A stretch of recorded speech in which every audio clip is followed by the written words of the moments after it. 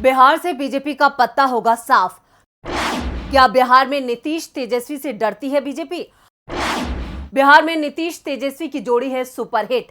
क्या नीतीश तेजस्वी का महागठबंधन 2024 में बीजेपी पर पड़ेगा भारी? नमस्कार, मैं हूं परवीन शेख। आप सभी का हमारी स्पेशल रिपोर्ट में बहुत बहुत स्वागत है। बिहार विधानसभा में नीतीश कुमार ने विश्वास मत हासिल कर लिया, जिसे लेकर राज्य में राजनीतिक हलचल मची हुई थी। राजनीतिक दलों के साथ ईडी और सीबीआई भी बिहार में काफी एक्टिव नजर आई, जिसे लेकर तेजस्वी यादव ने बीजेपी और केंद्र सरकार को जमकर सुनाया। तो नीतीश कुमार ने केंद्र सरकार को प्रचार वाली सरकार तक कह दिया।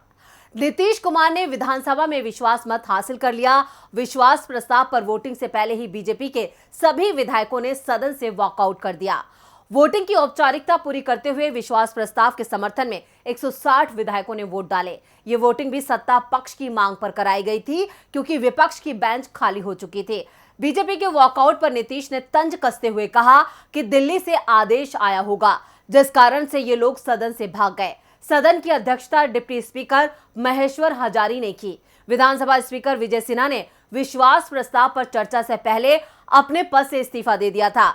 विश्वास प्रस्ताव पर दिन भर बहस चली। बाद में सीएम नीतीश कुमार ने जवाब देते हुए केंद्र सरकार पर जमकर निशाना साधा। उन्होंने कहा कि देश भर से मुझे फोन आ रहा है, दिल्ली से कोई काम हो रहा है, सिर्फ प्रचार हो रहा है, लोगों की आमदनी घट रही है। किस प्रकार का काम हो रहा है? रोज रोज केवल प्रचार हो रहा है और काम नहीं। आजादी के 75वें वर्ष पर ये कह रहे थे कि ये काम होगा, वो काम होगा। ये बताइए, आजादी की लड़ाई में कहां थे? क्या आजादी की लड़ाई लड़े? ये लोग बापू को खत्म करना चाहते हैं, समाज में टकराव खड़ा करना। कहीं कुछ ऐसा नहीं है। अब हम लोग एकजुट हो रहे हैं।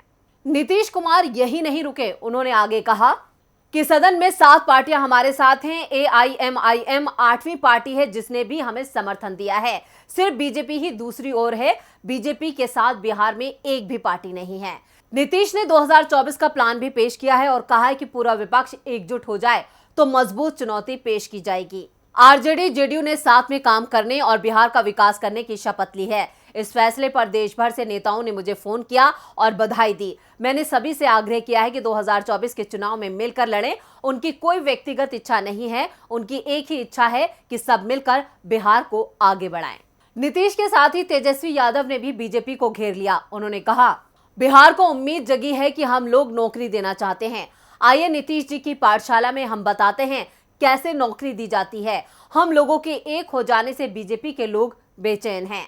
जबकि बीजेपी ने आरोप लगाया कि पीएम बनने के चक्कर में नीतीश अपने ही सिद्धांत भूल गए हैं।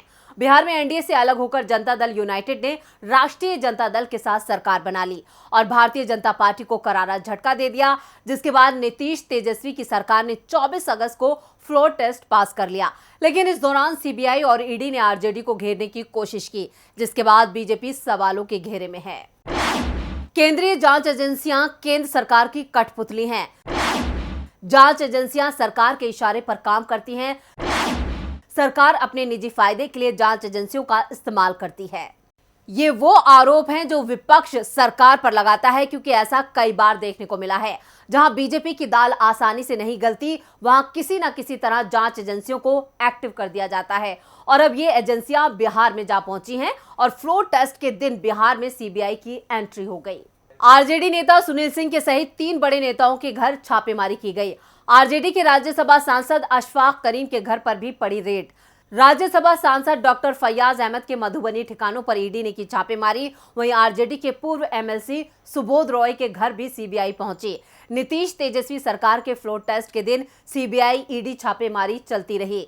बिहार में जांच एजेंसियों का जिस तरह से इस्तेमाल हुआ है, उससे बीजेपी की साख खराब हुई है। ये बीजेपी की खिसियाहट का जीता जागता सबूत है। बिहार में बीजेपी के खेल को तेजस्वी ने मात दी, जबकि बिहार से लेकर दिल्ली और हरियाणा में आरजेडी के 25 ठिकानों पर सीबीआई और ईडी की छापेमारी चलती रही। तो सदन में बिहार के deputy CM Tejashwi Yadav BJP पर बरस रहे थे। जांच एजेंसियों की छापेमारी के बीच तेजस्वी यादव ने कहा कि कुछ घंटों की देरी है, जिसको जो करना है वो करेगा ही। धैर्य रखिए, 100 सुनार की 1 लोहार की। इनकी असली पीड़ा 2024 का डर है। ये हमारे एकजुट होने से डरते हैं। इनको डर है हमारे एक होने से इनका सफाया हो जाएगा। बीजेपी जब डरती है तो 3 को आगे करती है, सीबीआई, ईडी और आईटी। जो देश में आज हो रहा है वो देश में कभी नहीं हुआ। तेजस्वी के इस बयान से साफ है कि बिहार में बीजेपी का 2024 का खेल बिगड़ चुका है। तो कैसे बिहार में बिगड़ा बीजेपी का खेल, चलिए आपको बताते हैं। नीतीश कुमार के बीजेपी छोड़ने के बाद बिहार में एनडीए अब ना के बराबर बचा है। पशुपति कुमार पारस के धड़े वाले लोक जनशक्ति पार्टी को छोड़ दे तो बिहार में बीजेपी के साथ अब कोई पार्टी नहीं बची है। जेडीयू के सीनियर नेताओं की माने तो पशुपति कुमार पारस के धड़े वाले 3 लोकसभा सांसद कैसर अली, वीणा सिंह और चंदन सिंह भी जेडीयू में शामिल हो सकते हैं। चिराग पासवान के धड़े के इकलौते विधायक राजकुमार सिंह पिछले साल ही जेडीयू में शामिल हो गए थे। इसके अलावा उपेंद्र कुशवाहा भी अपनी पार्टी राष्ट्रीय लोक समता पार्टी का जेडीयू में विलय कर चुके हैं। बिहार के सीमांचल इलाके में मुस्लिम आबादी अच्छी खासी है और यहां से हैदराबाद के लोकसभा सांसद असदुद्दीन ओवैसी की party all India Majlis-e Ittehadul Muslimeen के 5 विधायक जीते थे। इनमें से 4 विधायक आरजेडी का दामन थाम चुके हैं। बिहार में विपक्ष का कुनबा काफी बड़ा हो गया है। ये कुनबा सामाजिक समीकरण के लिहाज से भी काफी बड़ा हो गया है। इस बार के महागठबंधन में आरजेडी, जेडीयू, कांग्रेस, वामपंथी पार्टियां, जीतन राम मांझी और वामपंथी पार्टियां शामिल हैं। नीतीश लालू के साथ आने का मतलब, बिहार की 2 सबसे ज्यादा प्रभुत्व वाली ओबीसी जातियां यादव और कुर्मी के दोनों नेता साथ हैं। इसके अलावा इन दोनों के साथ होने से मुसलमानों के वोट बंटने की आशंका भी खत्म हो गई है। वामपंथी पार्टियों का भोजपुर और मगध में दलितों के बीच अच्छा प्रभाव है। जयप्रकाश नारायण के नेतृत्व में आपातकाल विरोधी आंदोलन के दौरान बिहार की पिछड़ी जातियां एकजुट हुई। इसी दिन के बाद से बिहार में पिछड़ी जातियों के प्रभुत्व वाली राजनीति का उभार हुआ। लालू यादव और नीतीश कुमार इन जातियों का नेतृत्व कर रहे थे। इस राजनीति के उभार के बाद बिहार में सवर्ण जातियां अहम खिलाड़ी नहीं रही। अब ऊंची जातियां बिहार के राजनीतिक मैदान से बाहर हो गई तो जेपी और राम मनोहर लोहिया को अपना गुरु मानने वाले लालू यादव और नीतीश कुमार के बीच ही प्रतिद्वंदिता शुरू हो गई। दोनों नेताओं ने जातियों के अलग अलग समूहों का संगठन किया। बीजेपी हिंदुत्व की राजनीति के साथ आई और सभी जातियों को साथ लेकर चलने का वादा किया। पिछड़ी जातियों के प्रभुत्व वाली राजनीति में बीजेपी ने अलग थलग हो चुकी ऊंची जातियों को आकर्षित करते हुए पहचान की नई राजनीति को उभारने की शुरुआत की। राजनीति के इस खेल में कांग्रेस और वामपंथी पार्टियों की जमीन खिसकती गई। बीजेपी के लिए कितनी बड़ी चुनौती। बीजेपी ने बिहार में ओबीसी से ताल्लुक रखने वाले तारकेश्वर प्रसाद को भी उप मुख्यमंत्री बनाया था।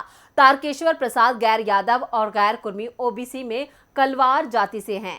जातियों में बटे बिहार की राजनीति में बीजेपी के लिए जगह बनाना आसान नहीं है। बीजेपी को पता है कि उसके लिए जेडीयू के साथ गठबंधन का होना कितना जरूरी है। इस तथ्य से भी समझा जा सकता है कि बीजेपी ने 2020 के विधानसभा चुनाव में 74 सीटें जीतने के बावजूद 43 सीटों वाले नीतीश कुमार को मुख्यमंत्री बनाया।